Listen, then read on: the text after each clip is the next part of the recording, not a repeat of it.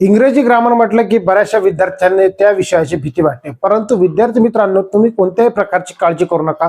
आपण कसाही प्रश्न आला तरी 5 सेकंदात कशा पद्धतीने सोडवणार आहोत ते पाहणार आहोत. बघा, येणाऱ्या भरत्या ज्या आहेत, तलाठी भरती आहे, तलाठी भरतीमध्ये इंग्रजी विषय खूप महत्वपूर्ण आहे. वनरक्षक भरती आहे, त्यामध्येही इंग्रजी विषय असते. नगर परिषदच्या भरत्या येणार आहेत, त्यामध्येही तुम्हाला इंग्रजी विषय आहे. दारूबंदी पोलीस इव्हन त्यामध्ये इंग्रजी विषय आहे.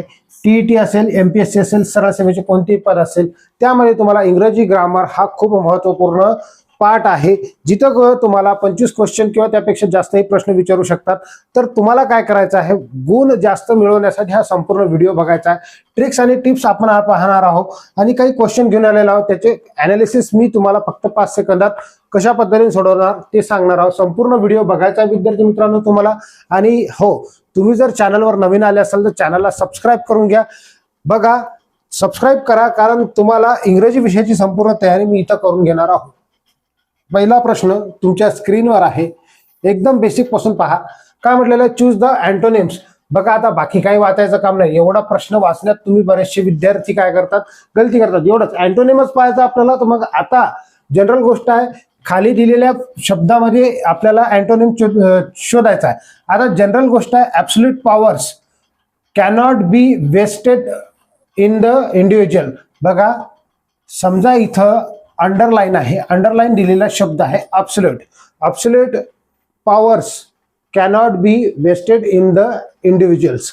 इथं आपल्याला या ॲब्सोल्यूटला कोणता शब्द लागते, अँटोनिम्स लागते. अशा पद्धतीने आपल्याला या प्रश्नाचं उत्तर सोडवायचं. ॲब्सोल्यूट म्हणजे काय होते, बघा, संपूर्ण होते. याचा अर्थ काय होते, संपूर्ण. आता संपूर्ण, एक गोष्ट संपूर्ण आहे तर त्याच्या विरुद्धार्थी शब्द कोणता असेल. एक संपूर्ण असेल तर दुसरं कसं असेल. बघा, परफेक्ट होणार नाही. परफेक्ट म्हटल्यावर ते परिपूर्ण असेल. त्याच्यानंतर अनइक्वल म्हणजे काय होते, जे समान नसेल, समान नसेल. ओके, त्याला अनइक्वल म्हणतो. परंतु आपल्याला इक्वल आणि अनइक्वल अशा पद्धतीने आला असतं, आपण अनइक्वल ठरवलं असतं. मग बघा, या प्रश्नाचं उत्तर काय असेल, ऑप्शन क्रमांक बी, पार्शियल. त्याला काय म्हणतो आपण, याचा विरुद्धार्थी शब्द पार्शियल. ऑप्शन क्रमांक बी म्हणजेच बघा, याला म्हणतो आपण तुटक तुटक. ओके, एक असेल संपूर्ण, एक असेल तुटक तुटक, त्याला म्हणतो आपण पार्शियल. अशा पद्धतीने या प्रश्नाला सहज सोडू शकतो. बघा, प्रश्न क्रमांक आता दुसरा तुमच्या स्क्रीनवर आहे. काय म्हटलेला आहे बघा, choose the correct meaning of the word. आता करेक्ट मिनिंग म्हणजे काय, समानार्थी शब्द, सरळ सरळ त्याला मिळता जुळता शब्द आपल्याला शोधायचा आहे. बघा, he is noted for his benevolent nature. आता बेनेवोलेंट म्हणजे काय हे तुम्हाला कळायला पाहिजे. बघा, कुठंही बेन, ओके, बो हा शब्द पाहिला तर याचा अर्थ काय होते, तर याचा अर्थ होते चांगला. याचा अर्थ काय होते, चांगला. बोनाफाईड, विश्वास करणे योग्य. विश्वास पात्र त्याला आपण म्हणतो, विश्वास पात्र. ओके, बोनाफाईड, जसं की बोनाफाईड शब्द तुम्ही पाहिला असेल, विश्वास असणारा एक पत्र, त्याला आपण बोनाफाईड म्हणत असतो. मग बेनेवोलेंट. आता बघा, बेनेवोलेंटचा अर्थ काय होते, तर इथं बेनेवोलेंटचा अर्थ होते, बेनेवोलेंटचा अर्थ होते, बघा तुम्हाला सांगतो समजून. बेनेवोलेंटचा अर्थ होते एक व्यक्ती ज्याच्यामध्ये दया भावना आहे, ज्याच्यामध्ये तो दयाळू आहे, त्याला म्हणतो आपण दयाळू. काइंड पर्सन आपण त्याला म्हणतो, काइंड. याचे विरुद्धार्थी म्हणजे समानार्थी शब्द kind. Okay, sympathetic person. Okay, त्याच्यानंतर जनरस पर्सन आपण त्याला म्हणतो. काय म्हणतो, जनरस पर्सन. मग या प्रश्नाचं उत्तर काय, ऑप्शन क्रमांक सभ्य त्याला म्हणतो, जनरस. जनरस सभ्य आपण त्याला म्हणत असतो. काइंड आहे, दयाळू आहे. दुसऱ्या प्रती काय राहते, सिम्पॅथी राहते, त्याला सिम्पॅथेटिक पर्सन आपण त्याला म्हणत असतो. बेनेवोलेंट म्हणजे दयाळू. आणि याच्या विरुद्धार्थी शब्द कोणता असेल, तर मग त्याला आपण म्हणणार ब्रुटल, ज्याच्यामध्ये दया भावना नाही आहे. इनह्युमन, ज्याच्यामध्ये दया भावना नसते. असे जे शब्द राहतात, हे शब्द तुम्हाला पाठ करायचे आहे. मग बघा, इथं फ्लेक्झिबलचा अर्थ काय होते, फ्लेक्झिबलचा विरुद्धार्थी शब्द जर आपण पाहतो, फ्लेक्झिबल म्हणजे काय, लवचिकता असणारा. आणि दुसरी गोष्ट, जर त्याचा विरुद्धार्थी शब्द आपल्याला पाहायचा असेल तर रिजिड म्हणतो आपण, स्ट्रॉंग म्हणतो, फर्म म्हणत असतो. असे विविध शब्द आहेत, हे तुम्हाला पाठच करायचे आहे विद्यार्थी मित्रांनो. बघा, तुम्हाला असे शब्द जर तयारी करायची असेल तर आपल्या ऑनलाईन बॅचेस आहेत, तुम्ही त्यामध्ये तयारी करून घेऊ शकता. खूप महत्वपूर्ण प्रश्न आहे. तुम्हाला कशा पद्धतीने लक्षात ठेवायचे एवढे सारे शब्द तेही त्याच्यामध्ये सांगितलेलं आहे. ओके, बघा, प्रश्न क्रमांक 3 आता काय म्हटलेला आहे, ही डील्स, रिकामी जागा ड्रायफ्रूट. आता बघा यामध्ये काय दिलेलं आहे, तर इथं आपल्याला ऑप्शन मध्ये, हे बाकी काही वाचलं नाही तर चालते, इथं आपल्याला काय विचारायचं त्याला, तर इथं आपल्याला कोणतं प्रिपोजिशन वापरायचं, हे सर्व प्रिपोजिशन आहे. आता आपण ज्यावेळेस डील्स, कोणत्याही गोष्टीमध्ये डील्स करणार. आता डील म्हणल्यावर काय, व्यवहार होते. आता जर आपल्याला व्यापार करायचा असेल, अर्थ व्यापाराचा निघत असेल, व्यापार, ओके, व्यापार करायचा असेल ते बी वस्तूसोबत, तर बघा आपण इथं फ्रूट मध्ये व्यापार करणार, म्हणजेच वस्तूसोबत आपण व्यापार करणार, तर इथं वापरणार आपण इन. ओके, जर व्यक्तीसोबत आपल्याला एखाद्याचा व्यापार करायचा आहे, व्यक्तीसोबत, ओके, डील्स, त्यावेळेस वापरणार आपण विथ, याला म्हणतो आपण फिक्स प्रिपोजिशन. बघा वस्तूसाठी आपण काय वापरणार, इन वापरणार, आणि व्यक्तीसाठी काय वापरणार, विथ वापरणार. मग इथं वस्तू आहेत, इथं वस्तू आहे म्हणून आपण काय वापरणार, इन वापरणार. समजलं. जर व्यक्ती दिले असतं, he deals with somebody else, कोणातरी सोबत त्याने डील्स केलेली आहे, मग अशा वेळेस आपण विथ वापरलं असतं, डील सोबत विथ आलं असतं, परंतु इथं वस्तू असल्यामुळे आपण इन घेतलेला आहे. ओके, चला. त्यानंतर बघा समोरचा प्रश्न, you thought it was still 6. आता बघा you thought it was still 6 काय म्हटलेलं आहे, pick out the correct alternative, complete the sentence. आता हे जे शब्द दिलेले आहे क्वेश्चन टॅगचे आहेत. आता क्वेश्चन टॅग सोडवत असताना मी तुम्हाला क्वेश्चन टॅगचे नुकतेच बरेचसे व्हिडिओ टाकलेले आहे, त्यानंतर प्रिपोजिशनचे बरेचसे व्हिडिओ टाकलेले, त्यानंतर आपण सब्जेक्ट वर्ब ॲग्रीमेंट सोबत टेन्सचे बरेचसे व्हिडिओ आता युट्यूबवर अपलोड केलेले आहे. संपूर्ण प्रश्न आपण एमपीएससी पॅटर्न असो किंवा मग टीसीएस आयबीपीएस पॅटर्न असो, कोणत्याही पॅटर्ननुसार आपण सोडून दाखवलेले आहे. ते संपूर्ण व्हिडिओ बघत चला विद्यार्थी मित्रांनो, कारण चॅनलला जुळल्याशिवाय तुम्हाला प्रगती होणार नाही, गोष्ट लक्षात ठेवा. अशा पद्धतीने तुम्हाला हे प्रश्न सोडवायचा असेल तर लक्षात घ्या, बरेचसे जण इथे गलती करतात. क्वेश्चन टॅग तर त्यांना माहित राहते, आपण हे शब्द उचलतो, वाज पॉझिटिव्ह आहे, आपण याला वॉजंट करतो. ओके, वॉजंट करतो आणि क्वेश्चन मार्क देतो, जे बी असेल ते, तर मग इथं आपल्या प्रश्नाचं उत्तर चुकणार आहे. मग इथं वॉजंट येणार नाही विद्यार्थी मित्रांनो, वॉजंट यू येणार नाही, हे लक्षात ठेवायचं आहे. मग तुम्ही हे चूज करून इथं ऑप्शन क्रमांक डी, परंतु प्रश्नाचं उत्तर दुसरंच निघणार. बघा इथं मेन वर्ब जे आहे थॉट आहे आणि हे भूतकाळ आहे, आणि भूतकाळ पॉझिटिव्ह म्हणजेच हे जे आहे सिंपल पास्ट टेन्सचं वाक्य आहे. सिंपल पास्ट टेन्स मध्ये आपण डीड किंवा डिडंट घेत असतो, डिडंट, तर वाक्य पॉझिटिव्ह असेल तर आपण निगेटिव्ह करणार. मग काय घेणार इथं, तर आपण इथं घेणार डिडंट घेणार. काय घेणार, डिडंट. पॉझिटिव्ह आहे इथं थॉट, तर आपण निगेटिव्ह घेणार. तर मग इथं ऑप्शन क्रमांक सी आपल्या प्रश्नाचं उत्तर येईल. समजलं. अशा पद्धतीने या प्रश्नाला सहज सोडवायचा आहे. बघा विद्यार्थी मित्रांनो, तुम्हाला जर चॅनल आवडत असेल, ओके, तर तुम्ही लाईक करून सबस्क्राईब करून द्या ह्या व्हिडिओला पण, ओके, आणि मित्र परिवाराला लिंक शेअर करत चला. बघा, अॅन अथिस्ट इज द वन, रिकामी जागा. आता हे जे आहे वन वर्ड सबस्टिट्यूशनचा प्रश्न आहे, वन वर्ड सबस्टिट्यूशनचा प्रश्न असल्यामुळे हे तुम्हाला सोडवता आले पाहिजे. बघा अथिस्ट म्हणजे काय होते नेमके, अथिस्ट जो देवावर विश्वास ठेवतो, थिस्ट आणि अथिस्ट. ओके, थिस्ट आणि अथिस्ट.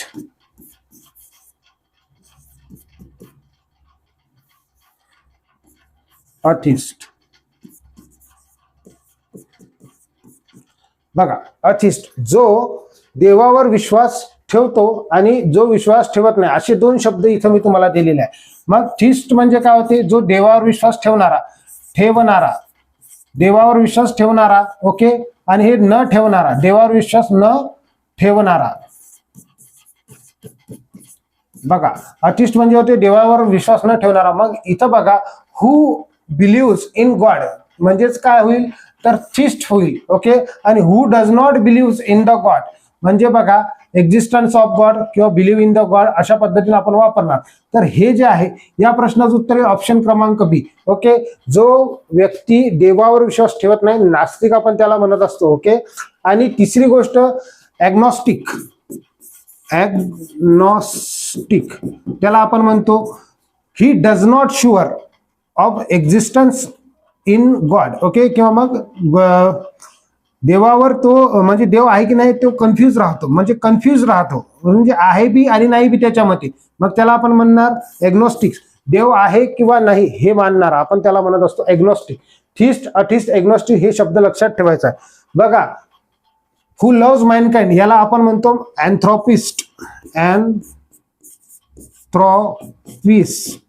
ओके, हू लव्स मॅनकाइंड आणि हू डज नॉट मॅनकाइंड, जो मानवतेला म्हणजे काय म्हणतो आपण, मानवतेला तिरस्कार करणारा, मग त्याला म्हणतो आपण मिस अँथ्रोपिस्ट. मिस अँथ्रोपिस्ट.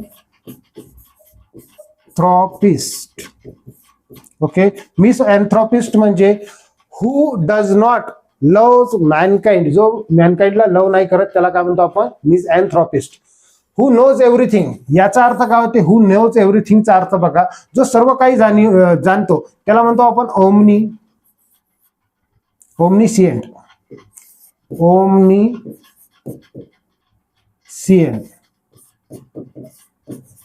ओमनिसिएंट आपण त्याला म्हणत असतो. ओमनिसिएंट, ओमनिपोटेंट, जे ऑल पॉवरफुल आहे त्याला आपण ओमनिपोटेंट म्हणत असतो. हे जे शब्द आहेत ना, हे वन वर्ड सबस्टिट्यूशनचे शब्द आहेत. एका सेकंदात तुम्हाला लक्षात राहतात. कशा पद्धतीने लक्षात ठेवायचे आहे याच्या काही ट्रिक्स आहे, आपण युट्यूबवर अपलोड केलेले आहेत, ते तुम्ही पाहू शकता. ओके, मग वर्ड रूट नुसार तुम्ही हे शिकू शकता. विद्यार्थी मित्रांनो बघा, जर तुम्हाला ऑफलाईन पद्धतीने तयारी करायची असेल आणि तुम्ही एखादी अकॅडमी शोधत असाल तर तुमच्यासाठी खूप महत्वपूर्ण बॅचेस आपण अवेलेबल केलेले आहेत.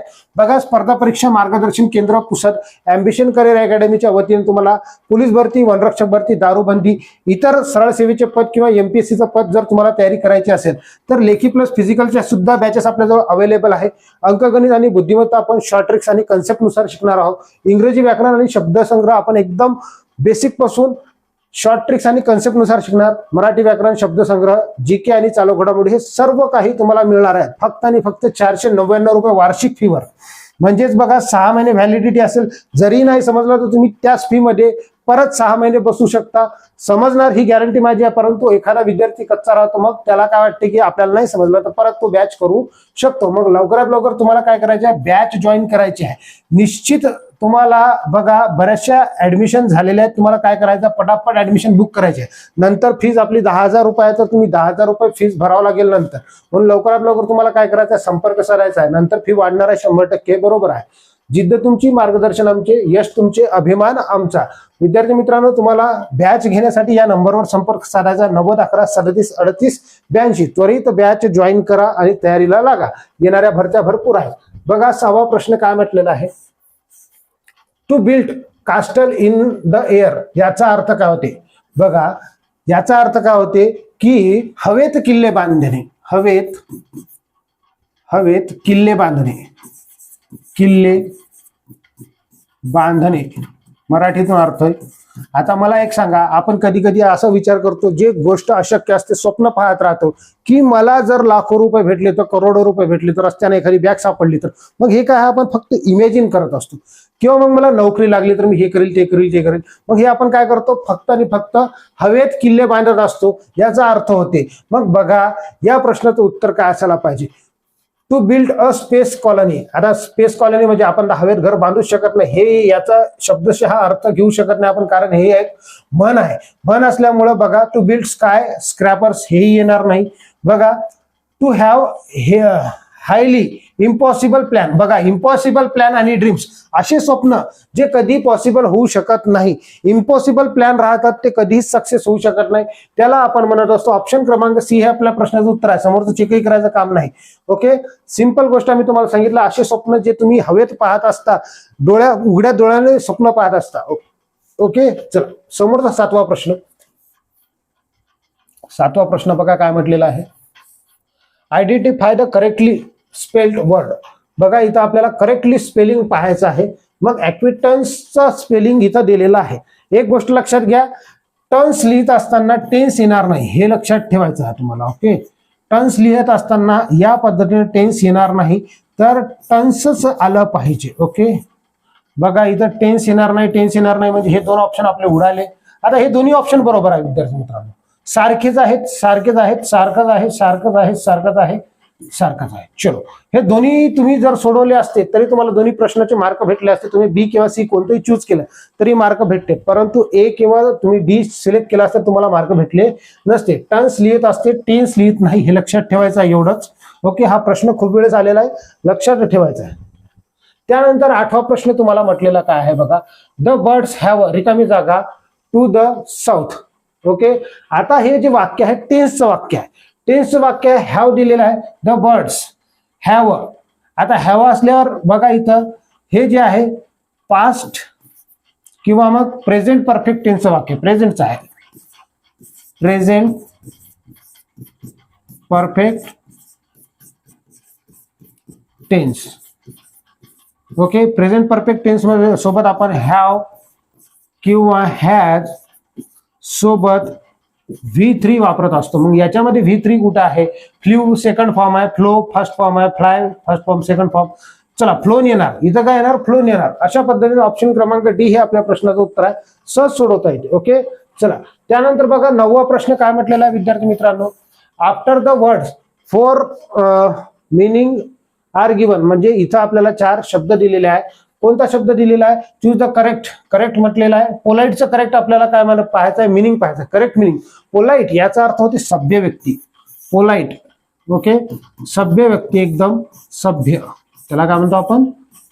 सभ्य व्यक्ती. सभ्य व्यक्ती, पोलाइट पर्सन, सभ्य व्यक्ती एखादा. तर मग बघा याचं समानार्थी शब्द रूड म्हणजे काय होते? तर ते सभ्यमध्ये येणार नाही, म्हणजे याचा विरुद्धार्थी शब्द रूड येत नाही. याचा कर्टियस, अँग्री, हॅपी. बघा कर्टियस येते. अँग्री म्हणजे रागीट, हॅपी म्हणजे खुशी, तर हे येणार नाही. कर्टियस म्हणजे जनरस आपण त्याला म्हणत असतो, जनरस पर्सन. मगाशी पाहिला आपण सभ्य व्यक्ती, जो दुसऱ्या प्रती कसा असेल? दया भावना ठेवणार, चांगल्या भावना, चांगले विचार ठेवत असतो, आहे की नाही? सभ्य व्यक्ती हे ठेवत असतात. चला ऑप्शन क्रमांक बी आपल्या प्रश्नाचं उत्तर आहे. 10वा प्रश्न बघा काय म्हटलेला आहे. देअर इज अ ब्रिज, रिकामी जागा, द रिव्हर. आता हे जे आहे परत प्रिपोजिशन आपल्याला विचारलेले आहे. मग प्रिपोजिशनचे प्रश्न कशा पद्धतीने सोडवायचे बघा. आता एक गोष्ट लक्षात घ्या, इथं आपल्याला ऑप्शन सारखे दिले आहे. ऑन, अबाउ आणि ओव्हर. या तिघाचा अर्थ होते वर.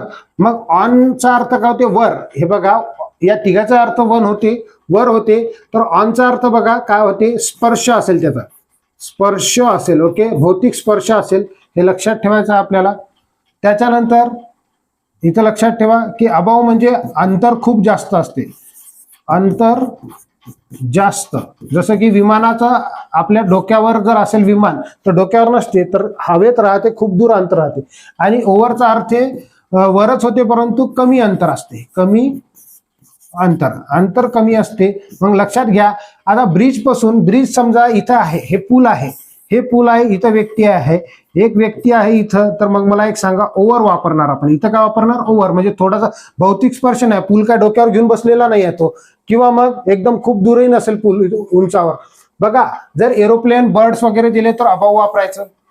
पूल वगैरे दिला किंवा फॅन वगैरे दिला तर आपण ओव्हर वापरायचं. आणि एकदम भौतिक स्पर्श दिलेला असेल तर आपण ऑन वापरायचं. सिंपल गोष्ट आहे, इथं होईल ओव्हर. ओके, ऑप्शन क्रमांक बी हे आपल्या प्रश्नाचं उत्तर आहे. अशा पद्धतीने आपण 10 प्रश्न पाहिलेले आहे विद्यार्थी मित्रांनो. हा व्हिडिओ तुम्हाला आवडला असेल तर व्हिडिओला लाईक करा. चॅनलवर नवीन आले असेल चॅनलला सबस्क्राईब करा. भेटूया आपण समोरच्या व्हिडिओमध्ये आणखी काही नवीन प्रश्न घेऊन. भेटूया. धन्यवाद.